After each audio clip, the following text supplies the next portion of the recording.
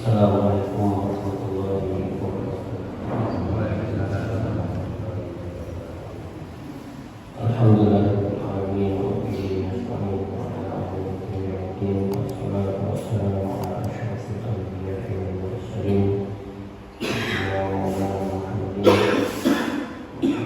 asyhadu an la ilaha illallah wa asyhadu anna Muhammadan abduhu wa rasuluhu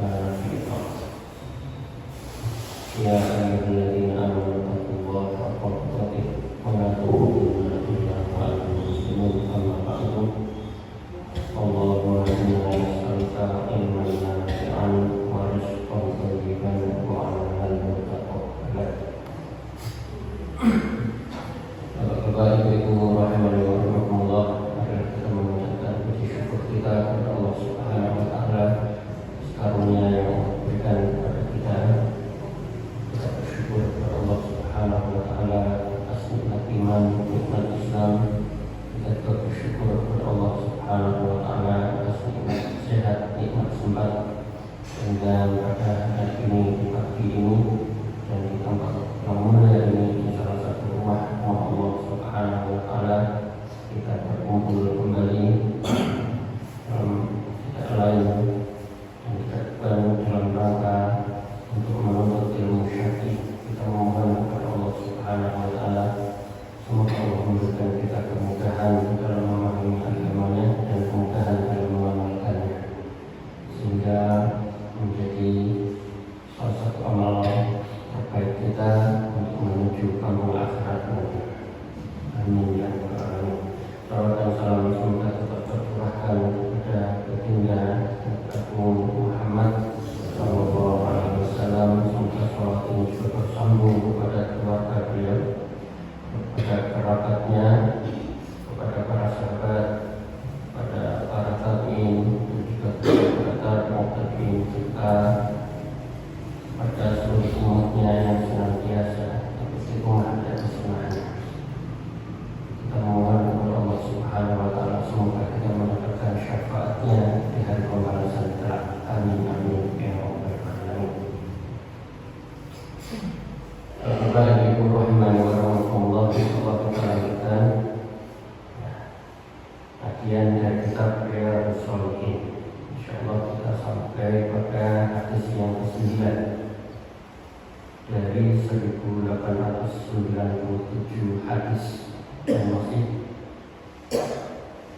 di bab yang pertama, bab niat dan mengadakan niat di setiap amal. Di kitab ini memiliki 260, 265 bab, masih bab yang pertama, masih ada 264 bab lagi.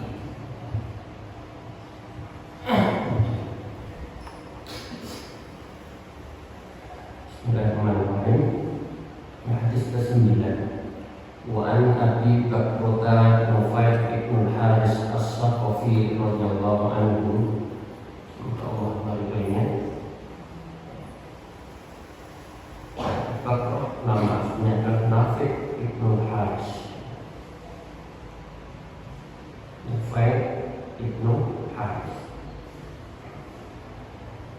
Anna Nabiya sesungguhnya Nabi sallallahu alaihi wasallam qala, bersabda, idza taqa al-musliman, jika bertemu al-muslimani, dua orang muslim, bisayfihima, dengan membawa pedangnya masing-masing. Pedang ini permisalan saja, nanti bisa dengan alat yang lain yang bisa digunakan untuk melukai atau bisa menyebabkan hilangnya nyawa.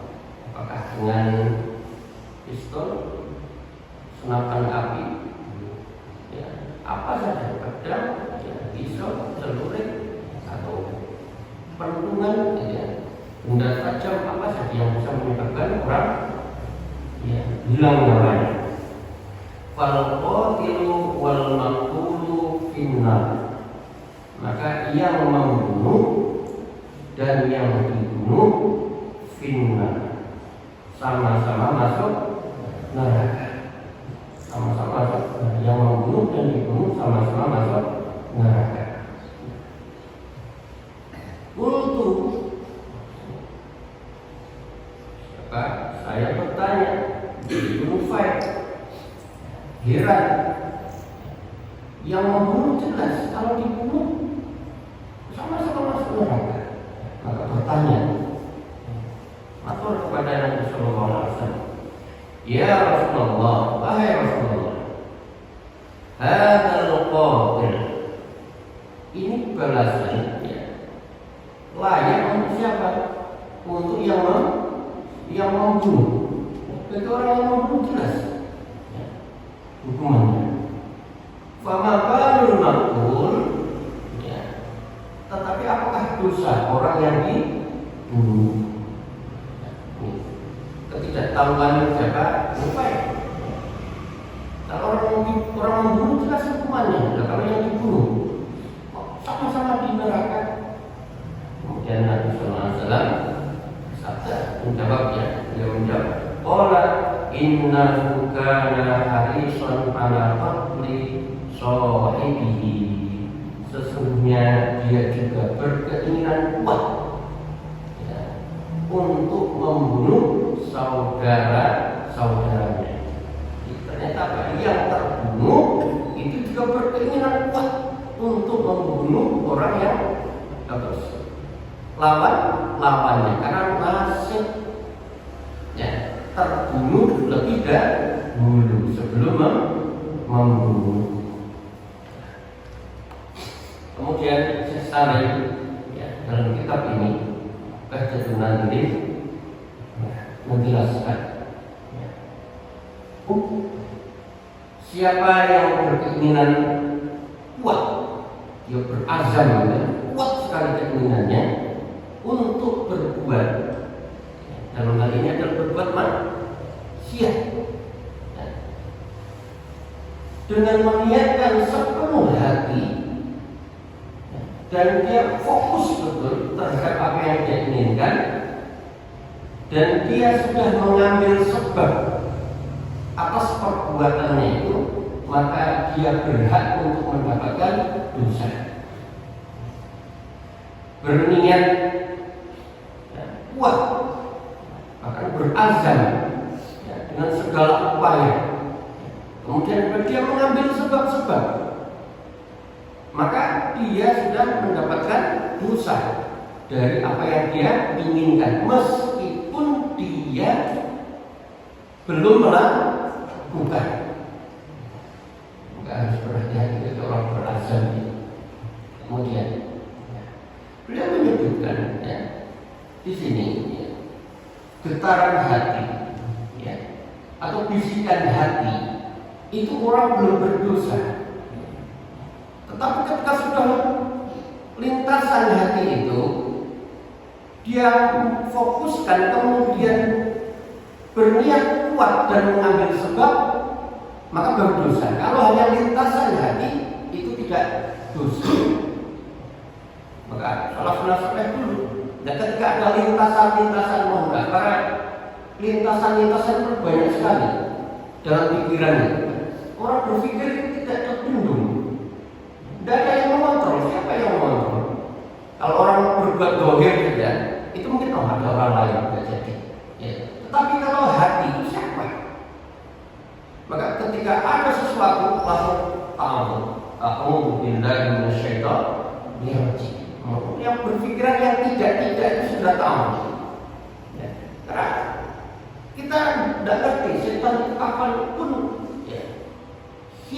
selalu siap untuk membisiki sesuatu yang tidak baik. Maka ketika segera tahu, aku billahi minasyaitonir rajim. Kemudian kita bisa ambil contoh tentang orang yang berniat itu, ketika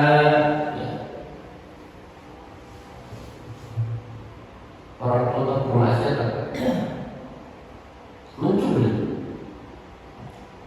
orang mencuri, kemudian dia sudah siapkan waktunya.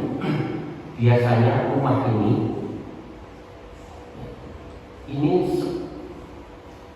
pemiliknya tidurnya jam 12 malam. Sering dilihat. Berarti setelah jam 12 sampai subuh orangnya apa? Tidur. Maka tidurnya hilang akal. Enggak. Dia sudah siapkan, ya, pergi dia, ya kan? Membawa apa? Alat-alat untuk mencuri itu biasanya. Apakah tang, apakah linggis, apakah kunci serep, sudah siapkan seperangkat alat mencuri, sudah disiapkan. Masukkan tasnya. Setelah sampai belakang rumah, Masya Allah. Karena ini rumahnya orang Rican, jam 3 sedang tahajud. Dia mendengar lantunan ayat-ayat Allah itu merdu sekali dan nangis dia tersadar. Masya Allah, ini saudara saya mau beribadah, saya malah maksiat. Nangis dia pulang, gak jadi. Ini tidak berdosa. Karena apa? Gagal karena takut kepada Allah. Yang kedua, ada sama sudah menyiapkan seperangkat alat.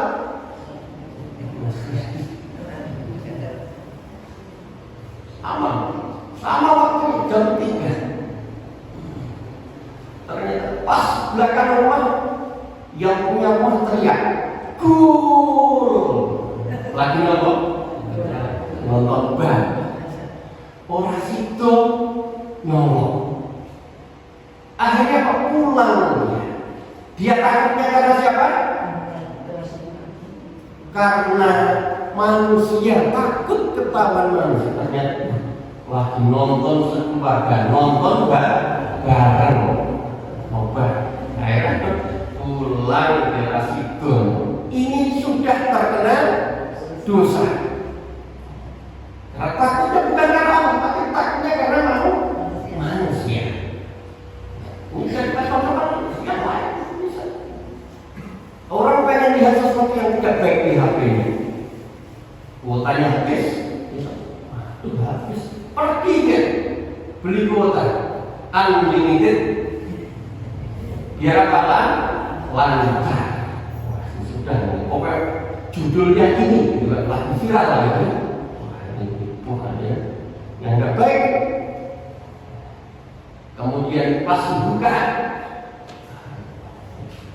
ternyata iklannya ada iklan ngaji tuh. Ada apa iklan ngaji, iklan ceramah itu masih ada. Siapa? Saya pernah lihat siapa yang mendengar ini, ya kan? Kiranya tergerak hatinya kan?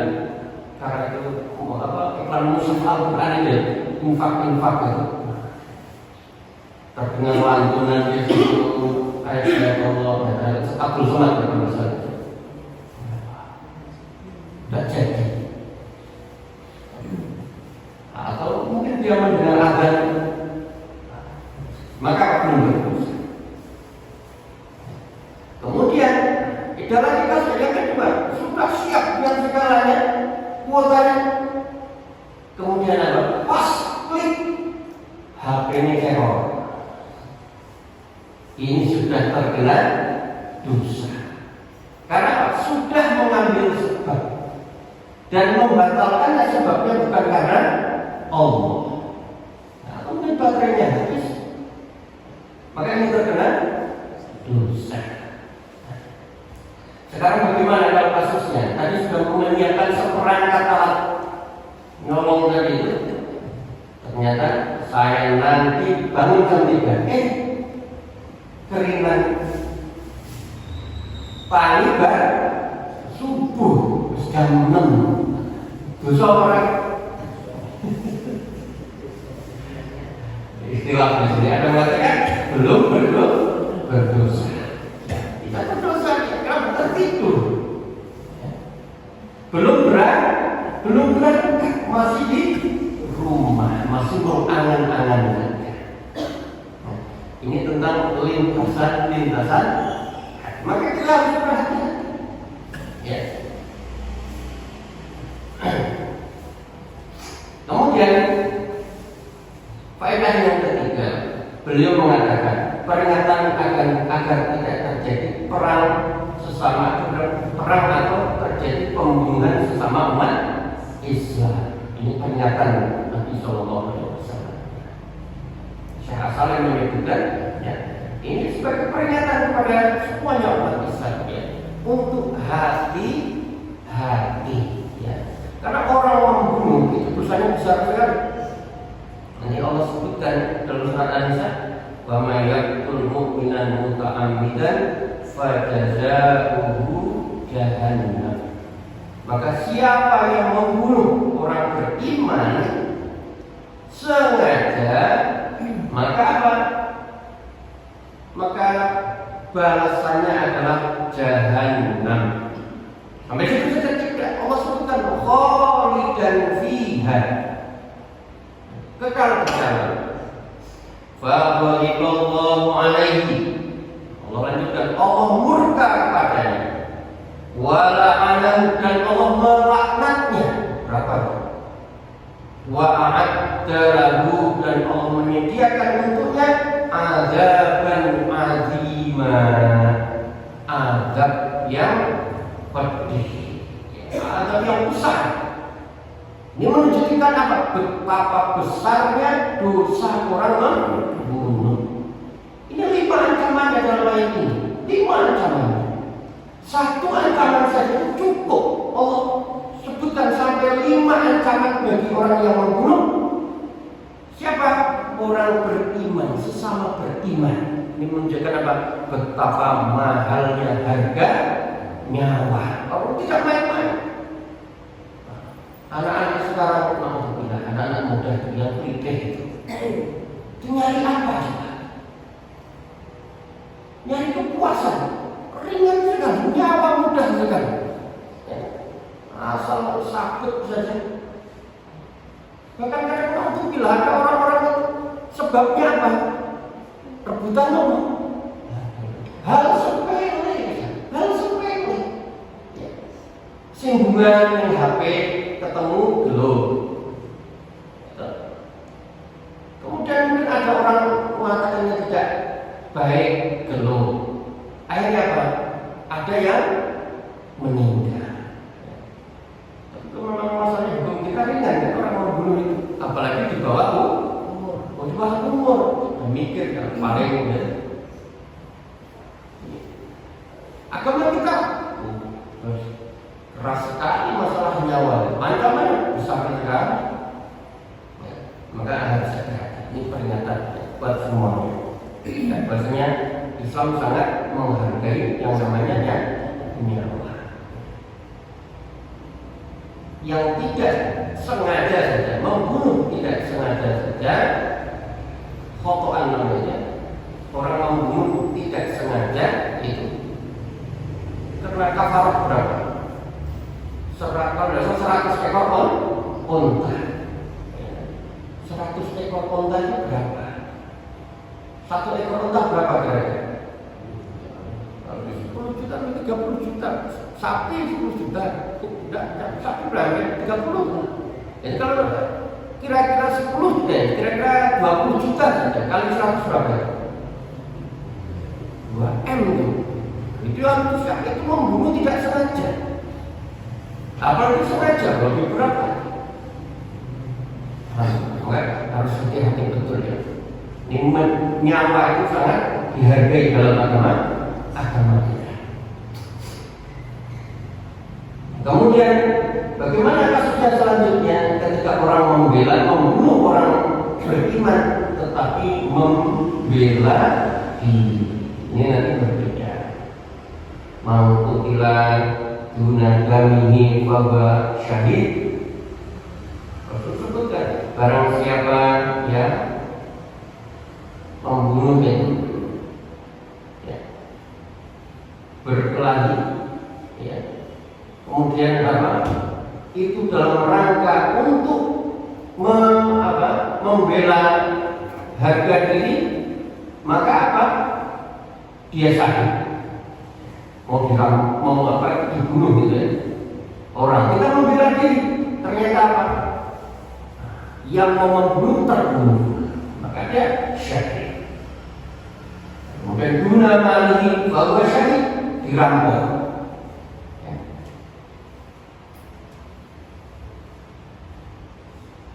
Dibegal, kemudian mempertahankan hartanya, kemudian terbunuh, maka syahid. Dan dia melawan, akhirnya apa? Bisa membunuh orang yang mau membunuh. Maka ini tidak terkena apa? Ganjarannya, terkena balasannya. Jadi membunuh dengan sengaja. Karena apa? Dia membela. Kalau terbunuh, dia malah mati syahid. Orang yang mau dirampok tadi, orang yang mau bela diri tadi kalau mati makanya syahid. Kalau sampai bisa membunuh lawannya, maka tidak terkena. Karena apa? Membela. Dan siapa duna ahlihi, maka fahuwa syahid, membela kehormatan keluarga. Ada yang berbuat tidak baik terhadap keluarganya, mohon maaf, ada yang memperkosa, kemudian keluarganya itu membela melawan. Kalau yang sedang melawan ini terbunuh maka syahid. Kalau dia sampai bisa membunuh orang yang memperkosa, maka apa? Dia tidak terkena ancaman neraka. Karena apa? Dalam rangka membela diri.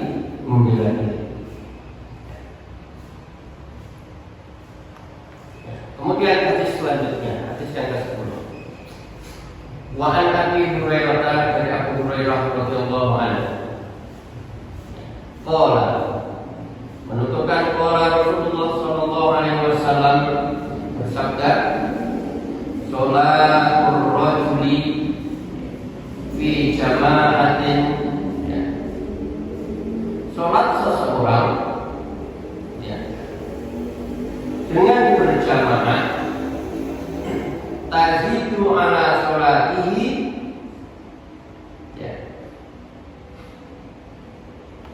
fi suqihi wa baitihi bid'an wa ishrina darajatan. Pahalanya bertambah daripada sholat di mana? Di pasarnya atau di tokonya, di tempat kerjanya, wa baitihi, dan di rumahnya, bid'an wa ishrina darajatan. Bid'an itu bilangan 3 sampai 9. Kira-kira berapa? 20 sekian derajat, antara 23 sampai 27 sampai 29. Nanti yang sore itu disebutkan 25, 27. Ini pahala orang yang sholat yang berjamaah. Wa dzalika anna ahadakum, dan yang demikian sesungguhnya salah seorang di antara kalian idza tawaddo'a fa ahsanal wudu'a, ketika berwudu dengan wudu yang terbaik, summa ata ilal masjid, kemudian pergi atau datang ke masjid, la yuridu, tidak ada keinginan lain, illa sholat, kecuali sholat.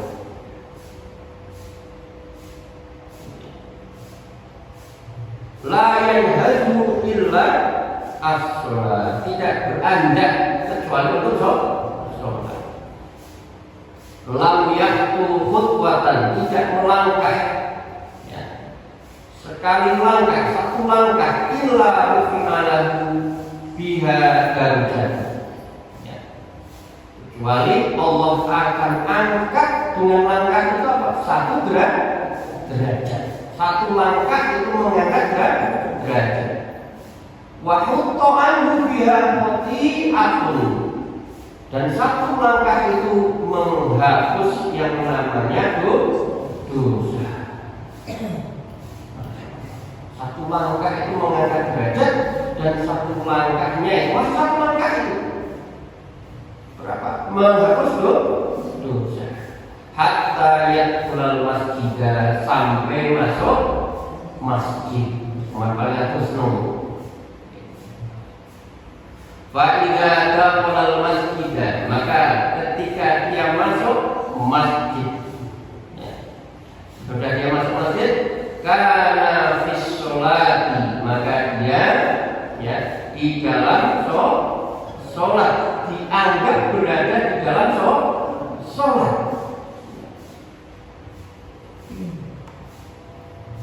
Maka nanti sholat dia tahbisuhu, selama sholat itulah yang menahan dirinya. Dia sholat, kemudian menunggu sholat berjamaah, maka selama dia nunggu dihitung sebagai sholat. Itu kalau perginya 1 jam sebelum azan, selama 1 jam nunggu sholat berjamaah itu dihitung sholat. Ini keutamaan bagi berangkat masjid lebih dahulu. Kemudian wal malaikatu yusholluna ala ahadikum, dan para malaikat bersolawat, maknanya mendoakan salah seorang di antara kalian, madama fi majlisihi alladhi shalla fihi, selama dia masih berada di tempatnya mengadakan sholat sunnah, ayatul masjid, duduk di situ menunggu. Apakah tilawah, apakah dzikir, maka dia dihitung selama menunggu itu seperti orang sholat. Yaqulun, mereka para malaikat berdoa, Allahumma arhamhu, ya Allah rahmati dia. Allahumma firlahu, ya Allah ampunilah dia. Tadi yang sudah, Allahumma tub alaihi, ya Allah terimalah taubatnya. Malam yuti fihi, selama dia orang itu tidak menyakiti atau tidak mengganggu. Yang masjid orang ribut, orang guyon, orang dolanan HP.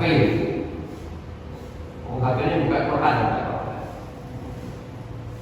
Malam yutis fihi, selama juga tidak berhadas. Jadi kalau berhadas segera wudu.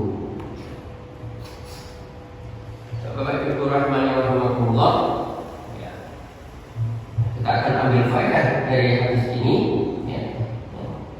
Jelas bab ini bab tentang niat. Ketika orang ke masjid, niatkan betul, ikhlas karena Allah, tidak lain dan tidak bukan karena pengen sholat berjamaah. Maka ketika niatnya ikhlas betul lillah tadi, maka dapat apa? Banyak sekali kebaikan tadi. Itu didapatkan hanya bagi orang yang ikhlas. Kemudian bukan karena apa-apa, karena memang lillah kan. Kemudian beberapa sebab mendapatkan pahala 25, 27 atau 29 itu salah satunya karena yang pertama wudu di rumah. Sunnah adalah wudu di rumah, wudunya tidak di masjid. Dengan apa? Membaguskan wudunya, wudu yang terbaik. Karena ada wudu itu hanya rukunnya saja. Wudu yang terbaik apa? Sunnah wudu juga dilakukan. Ini sudah dijelaskan dulu tentang sunnah wudu, pengajian fikih ya. Ini semua dilakukan dengan wudu yang terbaik. Kemudian bagaimana selanjutnya?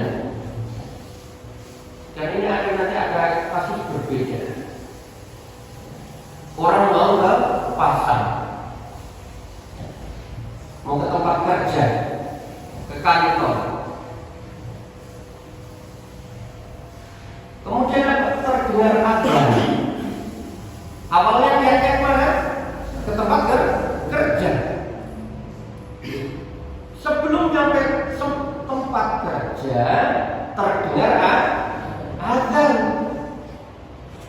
mampir ke masjid sholat sehat. Ini berbeda pahalanya dengan orang yang tadi dari rumah niatnya betul-betul mau ke masjid. Orang niat kuatnya tadi kemana? Ke tempat kerja. Tak naik pasar, mumpung gugur. Tekan pengulangan ini ada, mampir ke masjid. Beda dengan orang yang dari rumah yang betul-betul tak ke masjid dulu, baru tak ke pasar. Itu berbeda. Ya. Atau nanti pahalanya tidak sama. Nah, kalau orang berangkat dari kantor, bagaimana dari tempat kerja? Nah, itu mendapatkan pahala yang besar karena berangkatnya dari kantor. Sudah di kantor, kalau sudah mau azan, saya tak berangkat ke masjid, niat. Maka ini pahalanya seperti yang pertama tadi. Kemudian beliau menjelaskan di sini, ya, boleh sholat sendirian di rumah atau di pasar. Ya. Syaratnya apa sih? Seandainya ia tidak diperbolehkan. Syaratnya apa? Ketika tidak diperbolehkan. Dan bolehkan maksudnya apa? Karena ada sebab. Artinya sebabnya adalah sebab yang menyebabkan orang ini tidak bisa pergi ke masjid. Apakah karena sakit, udur, ya, atau malas itu sebabnya, ya, atau dilarang, ya, orang tuanya, nak sini aja. Kemudian tentunya yang lebih utama adalah di masjid. Ya. Kalau mazhab 4 itu saya baca di Tauhidul Ahkam itu, mereka memang tidak menyebutkan sholat itu, sholat berjamaah itu wajib. Maksimal adalah apa? Sunnah muakkadah, sunnah muakkadah. Jadi berbeda dengan ulama-ulama termasuk guru-guru kami, sholat itu wajib berjamaah dengan dalil banyaknya dalil yang ada. Malah Syafi'i fardu kifayah. Ya. Kalau sudah ada yang berjamaah, ya sudah di rumah saja. Sudah ada yang mewakili, paling tidak yang ada sama yang imam, tak nama. Tapi orang yang sholat di rumah itu rugi sekali. Rugi sekali kan perbandingannya 1:20 sekian. 1:20 sekian. Kok malah milih satu daripada milih 20 sekian. Ini gimana cara berpikirnya? Sholat yang sama ya kira-kira? Sama. 2 rakaat juga. Dia mikirnya apa? Rugi waktu lah. Suwe, apalagi kalau akhir imam yang sah, suwe. Ini rugi kan? Dialah yang sedang merugikan dirinya sendiri, memilih yang sedikit daripada yang banyak. Dibandingkan 1:20 sekian. Ngerjake garapan di rumah, tugas ke kantor, gajinya 100.000. Nek kerjake nang kantor 2.700.000. Terus kerjake nang kantor. Nah, urusan duit kantor. Urusan ganjaran. Sing ada bae lah, kanggo sing ada bae. Orang tamak terhadap dunia, tidak tamak terhadap akhirat. Dunia ini tidak bisa menjamin, kalau akhirat jaminan.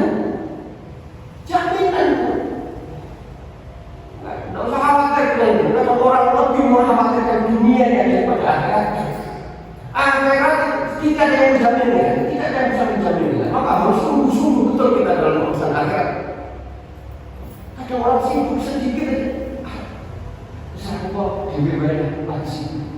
Diusahakan semaksimal mungkin bagaimana cara sibuk itu disiasati biar bisa mendapatkan pahala akhirat. Semaksimal mungkin. Inilah yang akan menyelamatkan. Inilah bekal terbaik kita untuk menuju kampung akhirat. Maka usahakan betul untuk melaksanakan sholat berjamaah. Tidak akan pernah ada rugi. Justru yang di rumah itu rugi, dia hanya mendapatkan minimalis. Kemudian faedah selanjutnya, ya, di antara tugas malaikat adalah mendoakan. Ini makhluk Allah, la ya'sunallaha ma amarahum, yang tidak pernah melanggar perintah Allah, yang tidak pernah bermaksiat kepada Allah. Manusia makhluk yang mulia, maka mereka berdoa, ya, memohonkan apa? Rahmat, ampunan, dan untuk menerima tobat seorang hamba. Ketika apa dia? Menunggu seseorang itu berada di masjid, menunggu sholat. Yang menunggu dagangan tidak takut doa itu, apalagi menunggu iklan, megang remote tidak takut. Saya belum ikumah, nunggu iklan sebenarnya masjidnya wes nunggu. Nah, ini pahala besar kan, rahmat Allah, ampunan Allah. Ya. Kemudian malaikat, ya Allah terimalah taubatnya.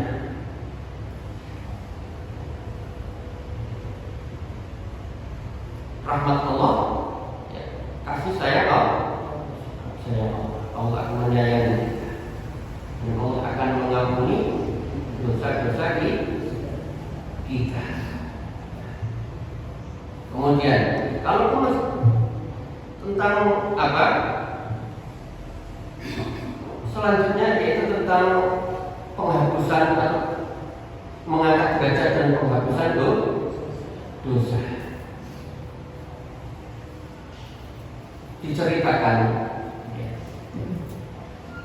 dahulu salafun saleh ketika ke masjid itu memperpendek langkah. Jadi sikile dawa itu dipendek ke langkah. Biar banyak. Boleh. Biar pahalanya banyak. Tapi ini orang terlambat. Terlambat ya. Malah hitung pakai apa? Telapak kaki ya. Kenapa? Ya.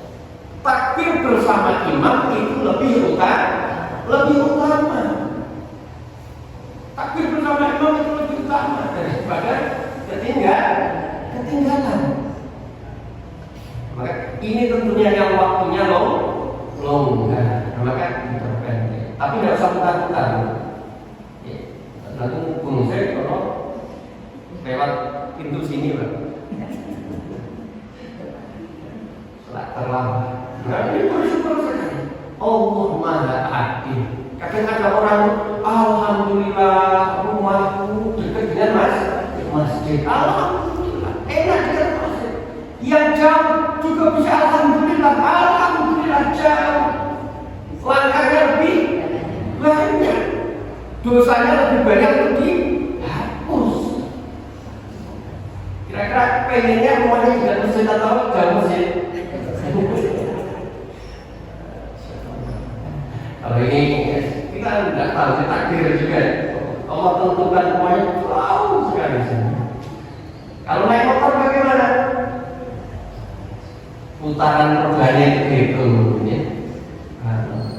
Motor sampai sudah dituntun. Beloknya kalau dari ujung sikilnya kan langkah. Tiap kali gitu ya, jadi tambah oke. Pahalanya besar, masuk ya. tak pernah menafsirkan surat Al-Adiyat itu. Orang yang menggunakan kendaraannya itu di jalan Allah, maka apa? Kotorannya itu akan ditimbang oleh Allah. Nah sekarang kalau pakai kendaraan, kebule ditimbang. Baru ada kebule ada gede ya, bayar-bayarnya, ampun. Orang jadi bilang kotoran kudanya itu ditimbang, dihitung sama Allah. Kalau pakai kendaraan semoga ya itu asapnya di nek motor listrik itu semua Allah akan balas, semua akan balas. Ya, entah apapun usahamu, Allah akan balas. Allah tidak akan pernah menyia-nyiakan setiap usaha hamba. Apalagi yang sungguh-sungguh datang dengan susah payah. Besar sekali pahalanya.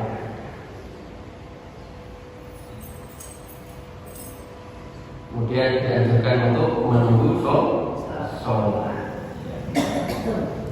Selanjutnya, kemudian dianjurkan bagi seorang muslim untuk senantiasa berada dalam keadaan suci untuk menjaga wudu. Hadis selanjutnya. Silakan ya.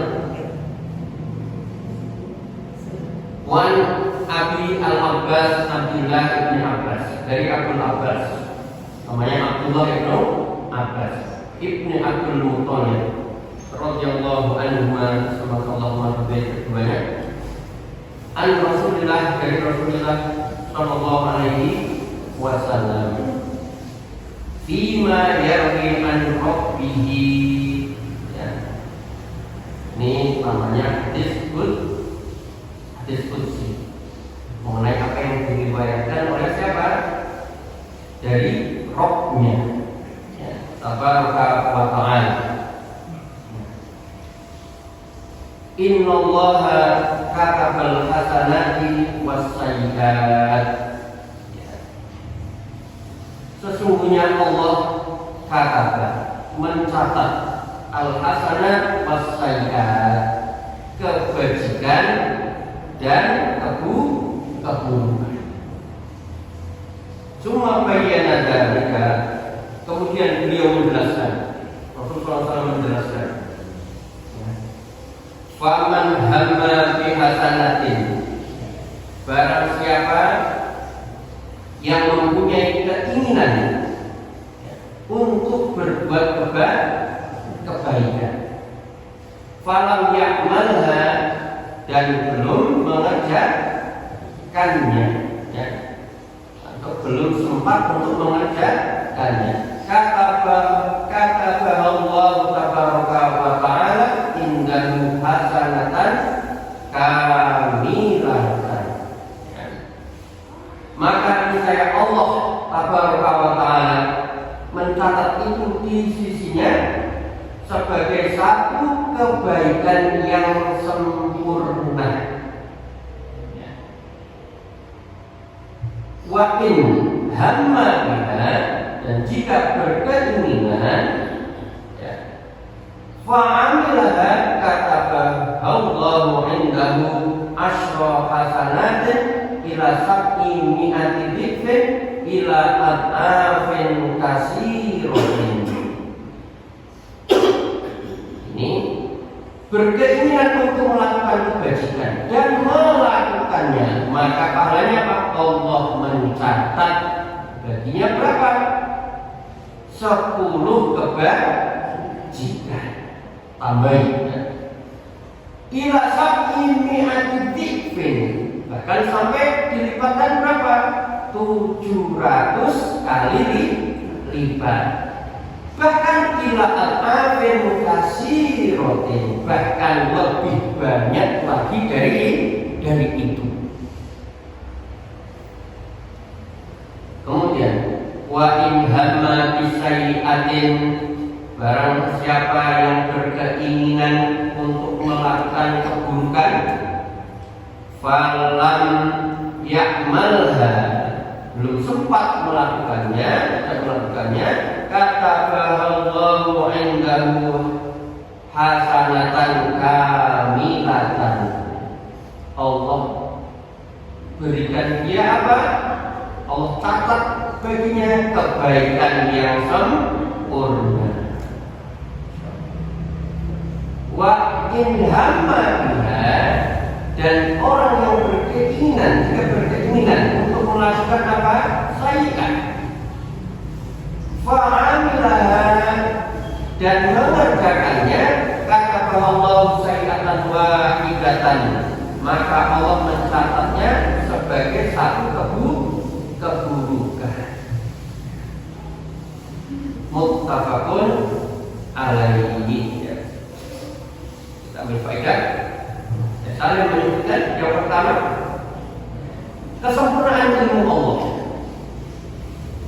menjadikan tidak ada di langit dan di bumi, ya, tidak di langit maupun di bumi, atau yang lebih dari itu yang lepas dari jangkauan Allah.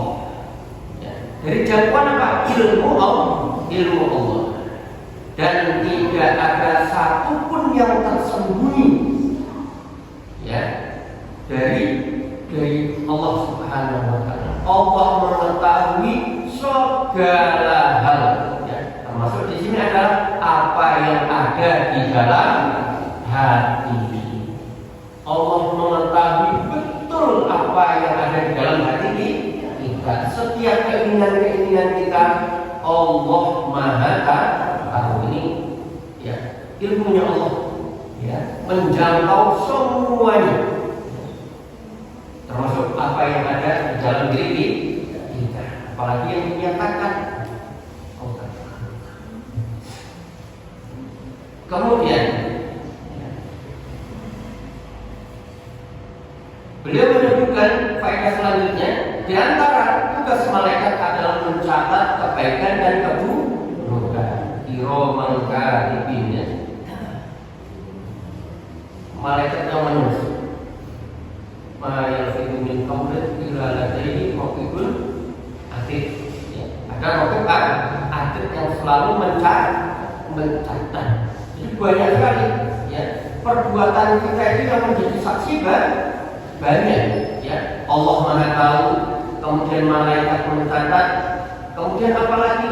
Dulu kita waktu menafsirkan surat apa? Zalzal.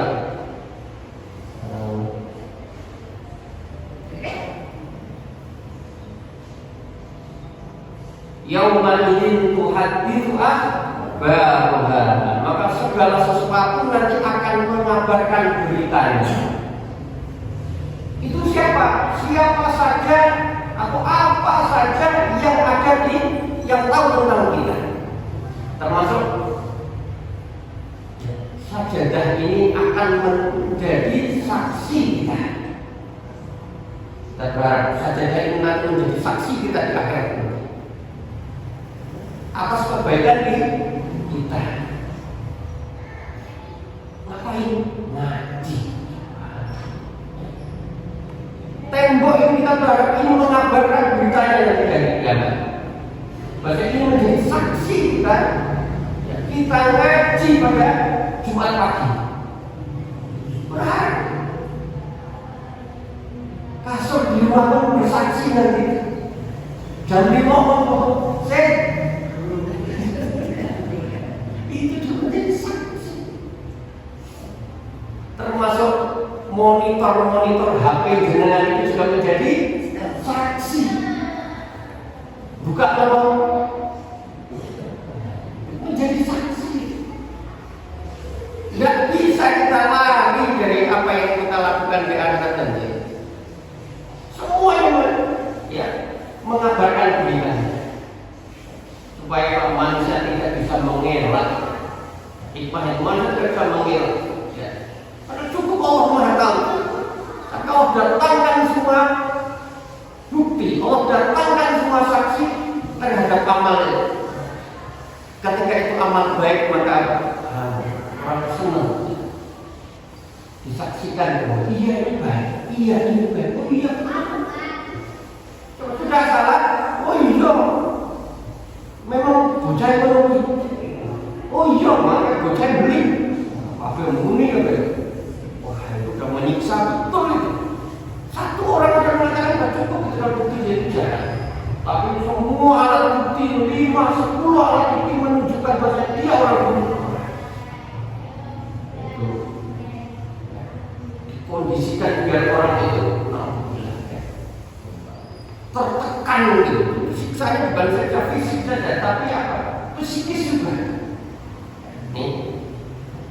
Kemudian selanjutnya menunjukkan ya dari hadis ini ya keluasan rahmat serta karunia Allah Subhanahu wa taala. Di samping keagungan anugerahnya ya Allah memberikan pahala yang setimpal. Bahkan di sini disebutkan pahala tanpa batas. Pahala tanpa batas. Ya. Allah libatkan berapa 10. Ya kan? Man jaa bil hasanati falahu asyru amsalihha. Allah sebutkan dalam surah Al-An'am 160. Allah lipatkan 10 kali. Tapi ketika masih hanya 1 kali dan rahmat Allah di sini ya, bahkan lebih berapa? Sampai 700. Bahkan tanpa batas. Ya. Ila al-afin kasih rotin. Sesuai dengan yang Allah kehendaki. Contoh innama yuwaffas sabiruna ajrahum bighairi hisab. Orang yang bersabar itu pahala tanpa batas. Puasa itu langsung Allah yang memberikan pahalanya. Terserah Allah. Ini sesuai dengan kehendak Allah dan rahmat Allah sangat besar lagi di sini. Contohnya apa?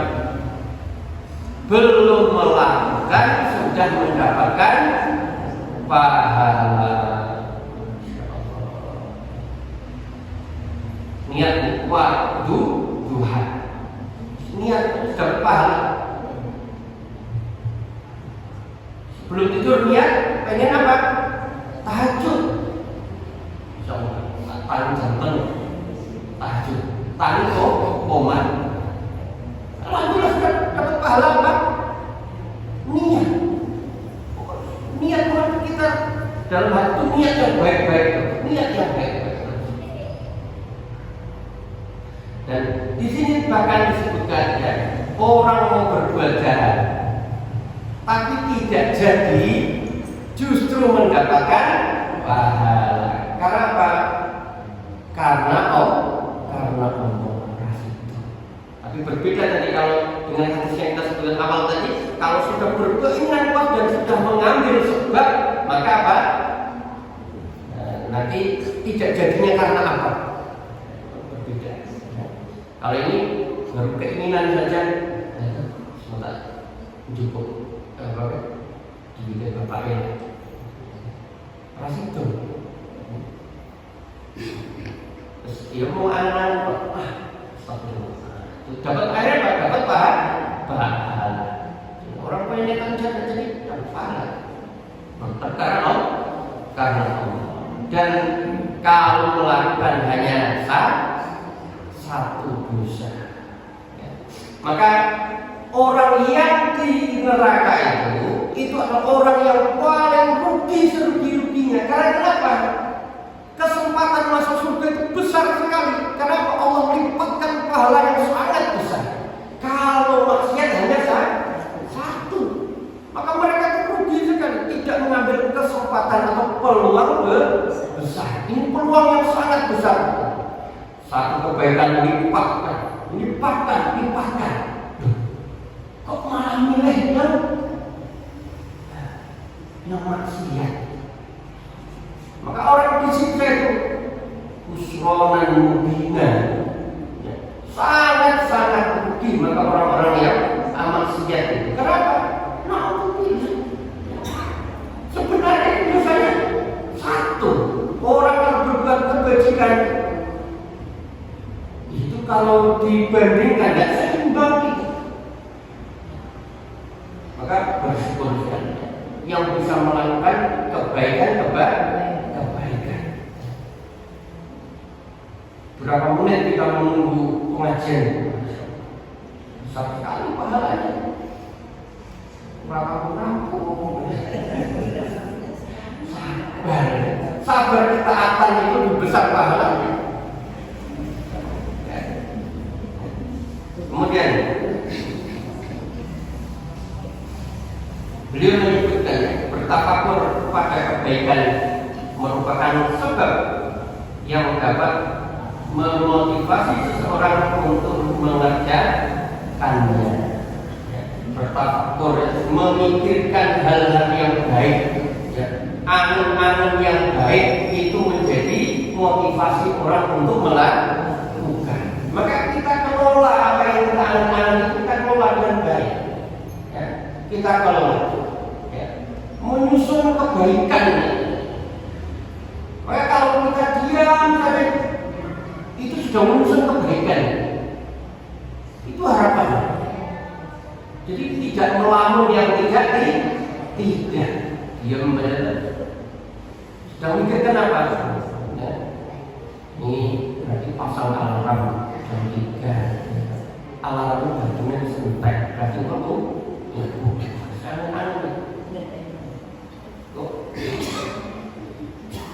HP-nya mesti cas dulu. Biar bunyi jam 3 berarti mau aman ya.